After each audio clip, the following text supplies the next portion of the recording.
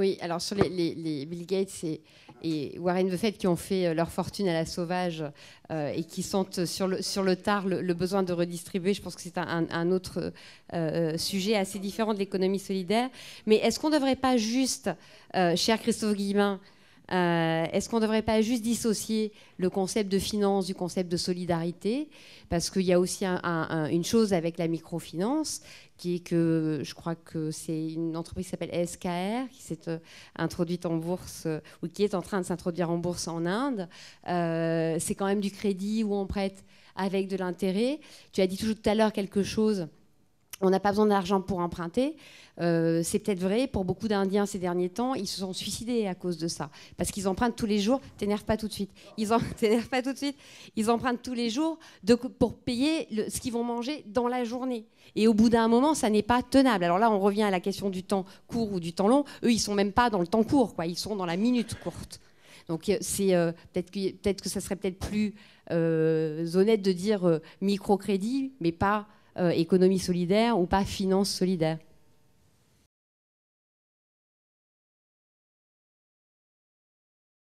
Dans toutes les professions, il y a des borbigaleuses d'abord. Et pourquoi il n'y en aurait pas dans la microfinance? Et en plus, je ne crois pas que ce soit des borbigaleuses. C'est précisément un élément que l'on a oublié, c'est que pour que ça marche, il faut que ça soit durable, c'est-à-dire que ça soit rentable. SKR, tu fais bien de le signaler, effectivement, choque beaucoup aujourd'hui parce que l'introduction en bourse a enrichi considérablement les propriétaires d'SKR. Et elle est concomitante au suicide. Il y a 2 ans. Non, mais ça, c'est autre chose. À la vague de suicide.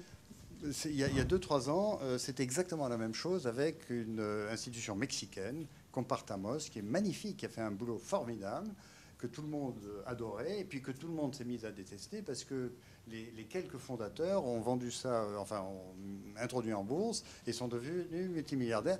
Et c'est vrai que c'est choquant.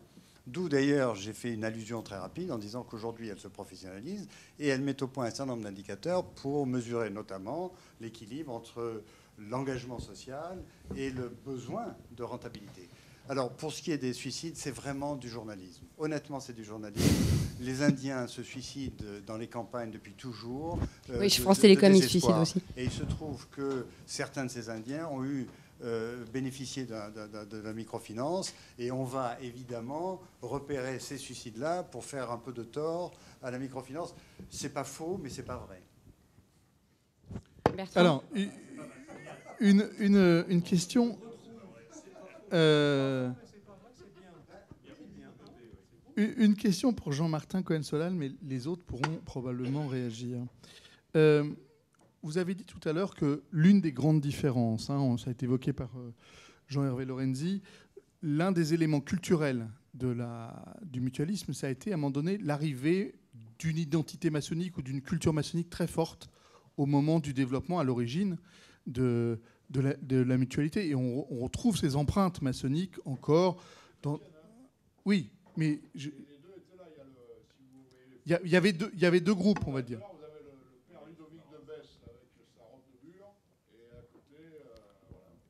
Alors, ma question est très simple. C'est qu'on voit le paysage de la santé être dans un gros chantier. La part des mutuelles est de plus en plus importante dans l'économie de la santé par rapport aux parts de la sécurité sociale. Et il y a une évolution encore lourde qui s'annonce sur ce sujet.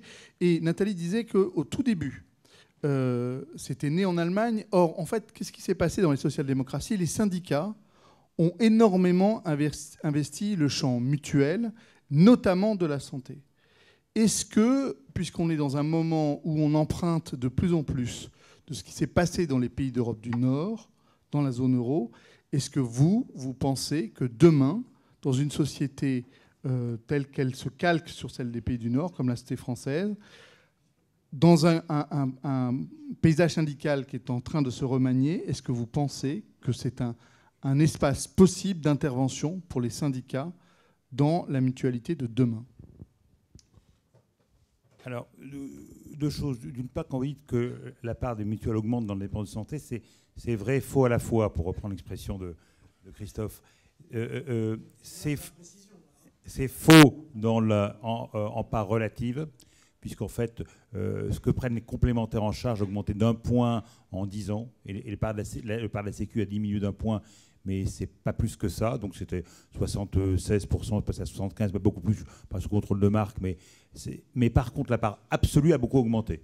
Ouais, donc, et c'est pour ça que l'effort qu'il faut faire aujourd'hui en termes financiers pour acquérir une complémentaire santé de près 500 € par an, donc l'effort a beaucoup augmenté, donc la perception a beaucoup augmenté. Alors ensuite, sur le rôle des syndicats, c'est pas, à mon avis, l'évolution qu'on va voir. Au contraire, je pense que c'est on se sépare de plus en plus des syndicats.